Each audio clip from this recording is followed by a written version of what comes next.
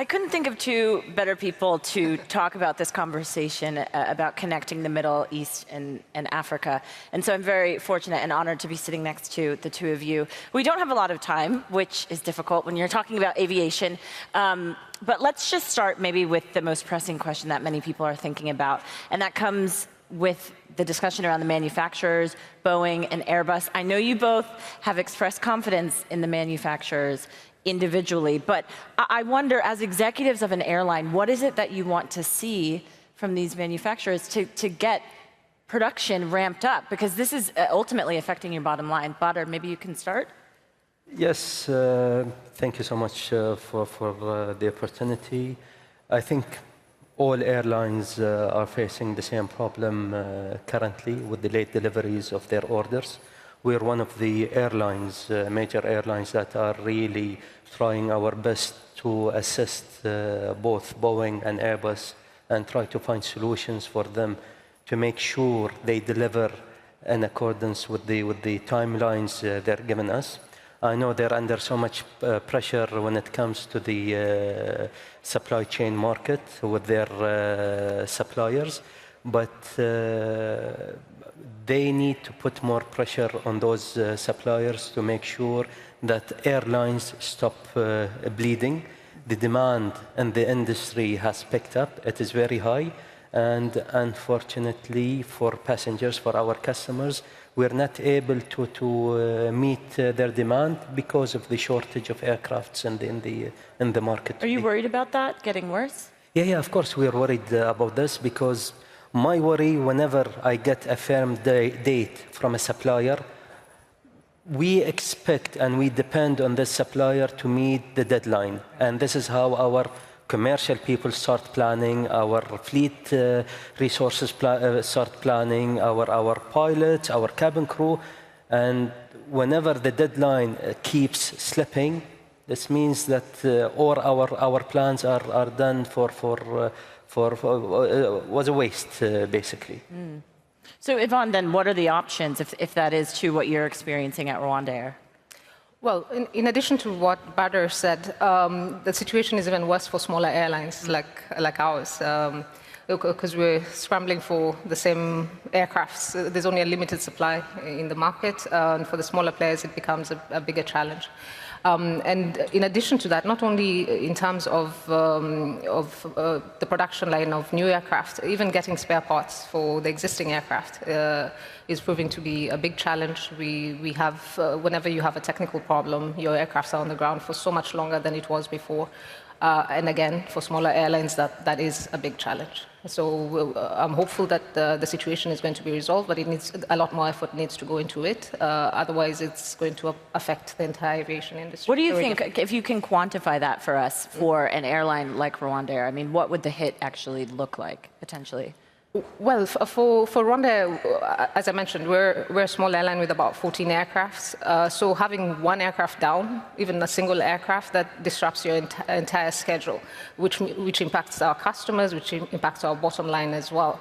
And not having access to additional aircraft, given the fact that airlines have rebounded from COVID, everybody is back to the pre-COVID numbers. There's so much opportunity that we need to tap into right now, and delaying that process is a big challenge. And for African airlines, given the opportunity within the African continent, the underserved market that it is, we need to take advantage of this and really accelerate the growth of airlines in the market. Well, and let's talk about that, accelerating, the growth and the collaboration, because that is something that the two of you have worked closely on, especially with Qatar and Rwanda Air. I mean, can you talk about where the partnership is, where the deal is, and maybe what's to come in the short term? Because many people have been waiting for this deal to actually close and this partnership to close. Badr? Okay. You know, we have a very big network in Africa. We fly to more than 30 destinations in Africa. And our model is to cover the whole continent of Africa. However, we need to look at certain areas within the continent. I'll give you an example. Our network in the north part of Africa and west part of Africa is basically growing organically. For example, we fly to 4 cities in Nigeria. We have a very successful partnership with the Royal Air Morocco. When it comes to the eastern part of Africa, we as well grow organically. The only missing elements in this equation and covering the whole of the continent of Africa is Central Africa and the southern part of Africa. When it comes to Central Africa, we couldn't find any better partner or any better location than to create or to build a hub for us and our partners other than Kigali. And this is where we started working with Rwanda Air, with the government in Kigali to build an airport, an infrastructure that can cater for the requirement of building a hub within the Central of Africa. And with this, Rwanda Air will help us to connect people from other parts of Africa to Kigali, so we can take them all over the world. The last piece of the equation is Southern Africa. We haven't announced this yet. Do you want to announce it right now? We will. Yes, we will announce it now. Everyone knows about it. We are at the final stage of an equity investment in an airline in the southern part of Africa. This airline will help us, will complement the operation of Kigali as a hub, the operation of Rwanda Air as the airline that connects west, east, north of Africa to the airline that we are finalizing the investment in the southern part of Africa. Is it also a state-owned airline? Can you give us some insight? You will find out. Badr, this is what But maybe give us some insight into the type of partner you were looking for, because there's very few airlines. Simple for you. You know, Southern Africa, you're talking about 2-3 airlines only. So pick one of them. And I mean, maybe I can ask you both if the plan is then to have Kigali potentially rival and Addis Ababa. We were just talking about Addis Ababa. I mean, do you see this potentially being the hub of Africa, to rival something like Addis? What do you think, Yvonne? Well, Addis is already a huge hub, but I think Kigali will be an alternative regional hub, especially given the geographical position of Rwanda, right in the heart of Africa. Which gives us access to all the points, north, south, east, west. So we are very strategically positioned. So it'll be an alternative hub. There's a potential to grow it and to compete with the other regional hubs, but we are starting small and we'll continue growing it because, as I said, the potential in the continent is immense. Give us a sense of the timeline then, when we could potentially see breaking ground, when flights will begin taking off there. I mean, how far out are we looking? Well, breaking ground, the construction is already in progress. I believe we're just about to finalize the horizontal works and moving on to the vertical works. We're looking at 2027, 2028 in terms of the airport being operational. Do the delays that we've been seeing with some of the suppliers and manufacturers potentially impact the success of the airport ultimately, do we think, Badr? You know, in the industry, and I don't want to put it this way, but the best airline that has proven that they can build the best hub in the industry is Qatar Airways, with having Hamad International Airport. We know there are delays when it comes to suppliers. However, everything has been taken care of. With the suppliers, we have very strong communication with the contractors that are already on the ground finalizing the infrastructure packages, and we have very close discussion with the contractors who will carry out the superstructure packages, and we're aiming to award the construction package by next month, maximum the month after. We're meeting next week as a steering committee, myself, Yvonne, and our other partners, basically to finalize the construction tender. So inshallah, it will finish by 27, 28. And of course, you were very involved in the Hamad International Airport, as we were talking about. I mean, how similar to that could we see Kigali? Will there be iterations of what we see here, potentially in Kigali? Can you do that?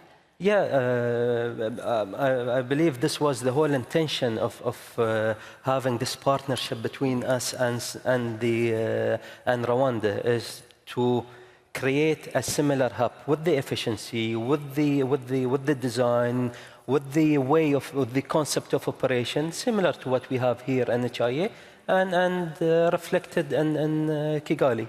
And our teams, our operation teams, our construction people who are involved in the airport for more than a decade are the people who are responsible and looking after the airport in Kigali. And they will also be involved during the operation phase, assisting our colleagues and our partners in Rwanda. When we talk about connecting the Middle East and Africa, Yvonne, you and I were speaking about this.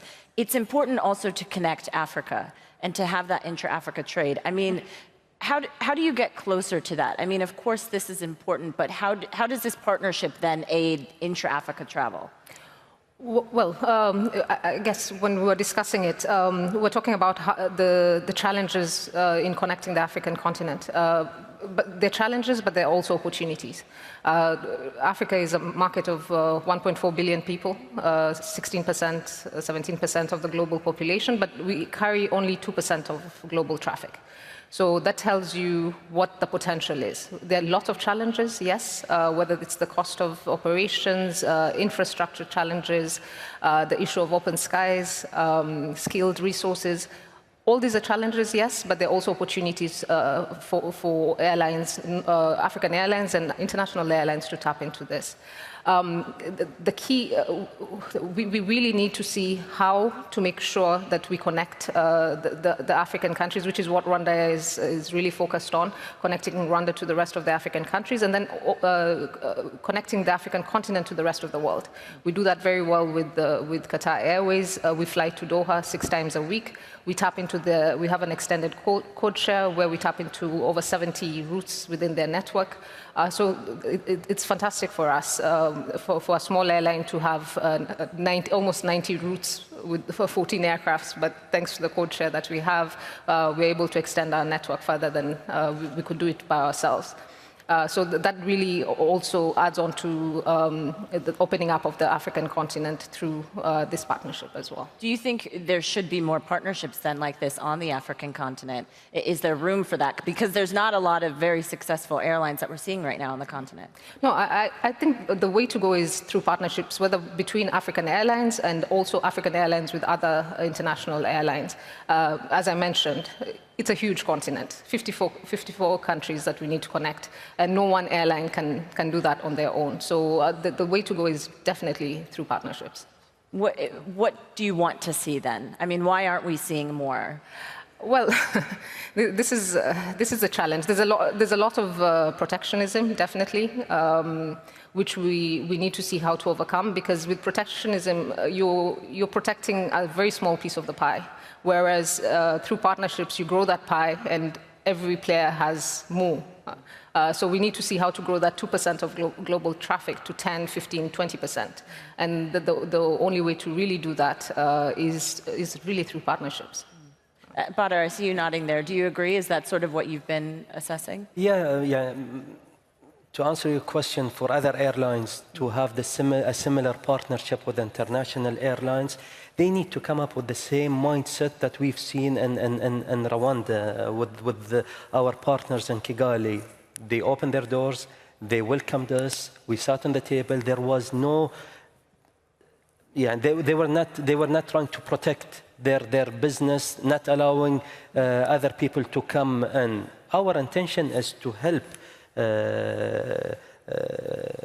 Kigali, the Rwanda Air and Kigali Airport to go to the next level, and this is what we got from our friends over there. How does this ultimately, because you've spoken a lot about Qatar 2.0, like this is this is a new era, right, for the airline. I mean, is this a part of that? I mean, how does this factor into your plan? You know, we've been talking even internally within the company. Everybody talks about Qatar Airways 2.0. I think you started that. Yeah, I started this. You know, the first part when we started talking about Qatar Airways 2.0, it was basically meant to certain areas. It was about creating a culture of empowerment, a culture of trust within the company, to allow our management, our staff to stand up, give their opinion, try to implement their ideas, and of course, continue to be the best airline in the world, to continue to raise the benchmark, to continue to exceed the expectation of our customers, and to be the employer choice in the industry.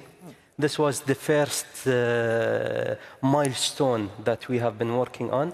However, the other areas that are part of Qatar Airways 2.0 is to look at the profitability of the company, to look at the commercial part of the company, to look at our network, how profitable certain routes are, to look at our fleet mix.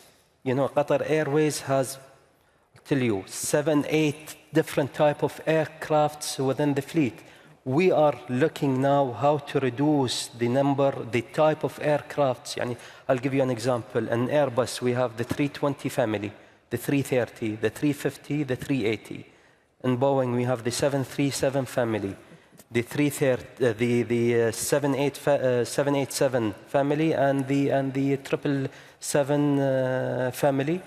We used to have the 747, which exited our cargo fleet. So having 8 or 7 different type of aircraft in our fleet mix is putting pressure on us. When it comes to maintenance, to spare parts, to training our pilots, training our cabin crew. So this is part of Qatar Airways 2.0 as well. And this is reflected also in the tender that we have raised in the market few months ago, is basically to reduce the number of the type of aircraft we have in our fleet, to have more consistency in what we're giving our passengers, and to have a better streamline in our operation. Have you thought then what you would actually cut out in terms of that fleet you just mentioned? It depends on the answer we get back from both Boeing and Airbus through the tender that we have. Okay, still. Yeah, but we will not go from 7 different type of aircrafts to 2 or to 3. Still, and again, this is part of the internal discussion that we have as part of the creating a culture of empowerment and trust.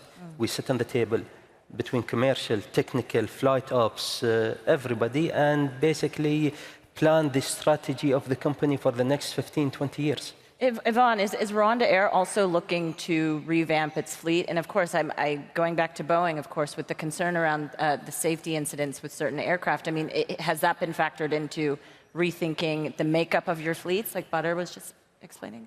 Well, we've been in discussions in terms of what the future fleet will look like under the partnership with Qatar Airways. We have, again, for a small airline, we have a very diverse fleet, which we need to rationalize. So we are looking at which ones to remove and which ones to bring into the fleet. So that's a discussion that's still going on internally and with our partners. We should know in the coming months the way forward on that as well. And I know you've talked about how travel is back to pre-COVID levels, but I wonder, do we see the Middle East conflict potentially getting in the way of that? Do you see travel demand continuing to surge, and especially when it comes to both of your airlines? I mean, what do you think will determine the direction of travel, so to speak? Badr? You know, our industry has proven it is so resilient. Although the unfortunate conflict in the Middle East, our numbers continue to grow when it comes to passengers, when it comes to other airlines operating in Hamad Airport.